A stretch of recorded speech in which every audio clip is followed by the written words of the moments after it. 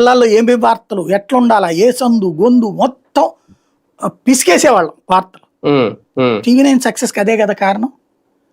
ఇవాళ regional coordination ఉందో లేదో నాకు తెలియదు. ఇవాళ అప్పట్లో ఏంటంటే యాంకర్స్ కి ఉండే ప్రయారిటీ తక్కువ, రీజనల్ కోఆర్డినేటర్స్ కి ఉండే ప్రయారిటీ ఎక్కువ పబ్లిక్ లో. యాంకర్స్ లో ఫీల్డ్ లోకి వచ్చే కరీమో లేకపోతే స్వప్నానో లేకపోతే ప్రేమమాలినో ఇట్లాంటి వాళ్ళకి ఉండేది, వాళ్ళు రెండు కలిపి ఫీల్డ్ గా. మిగతా వాళ్ళు యాంకర్ కాస్త కోస్తో బద్రీకి ఉన్నట్టుండేది, మిగతా నడుస్తుండేది అంతే. అదే ఇవాళ యాంకర్ల వాల్యూడ్ పెరిగారు. రిపోర్టర్లని ఇదివరకు ఏంటి టీవీ9 సాయి లేకపోతే టీవీ9 జాఫర్ ఇట్లాగా ఉండేది.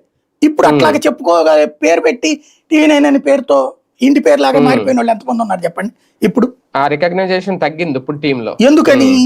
డామినేషన్ యాంకర్స్ అయింది, వాళ్ళకి సబ్జెక్ట్ పెరిగింది, ఇక్కడ సబ్జెక్ట్ కోఆర్డినేషన్ తగ్గింది. అది ఇది ఎందుకు చెప్తున్నా అంటే అడ్మినిస్ట్రీరియల్ యాక్టివిటీలో ప్లానింగ్ ఉండాలి.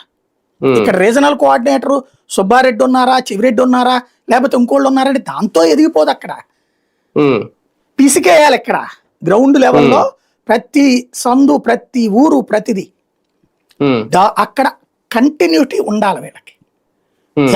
ఎంత కమాండ్ ఉంది, జిల్లా నాయకుడు లేకపోతే ఎమ్మెల్యేను వీళ్ళతో టచ్లో ఉంటే చాలు.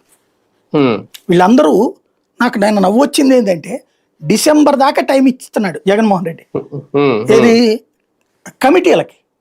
ఏంటిది అసలు? రాజకీయాల్లో కమిటీ కోసం పార్టీ కమిటీ కోసం ఎగబడాల కార్యకర్త. నాకు వైస్ ప్రెసిడెంట్, నాకు సెక్రటరీ, నాకు జాయింట్ సెక్రటరీ, నా ప్రెసిడెంట్ అని ఇవాళకి కూడా పూర్తి చేసుకోకపోవడం ఏంటి?